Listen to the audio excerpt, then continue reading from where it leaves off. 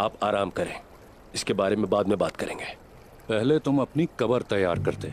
जो कुछ हुआ है उसका अगर गेहातू को पता चला तो वो तुम्हें जिंदा दफन कर देगा। तुम्हारी नाअहली का हिसाब मैं क्यों दूंगा? कमांडर बूके तुम खुद दोगे।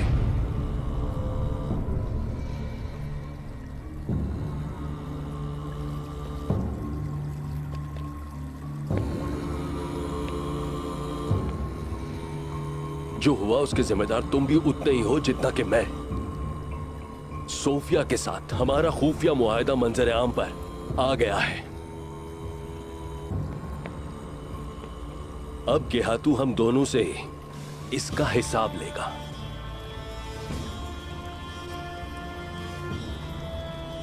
हम मिलकर इस गंदगी को साफ करेंगे। कैसे? उस्मान को ढूंढेंगे और मार डालेंगे।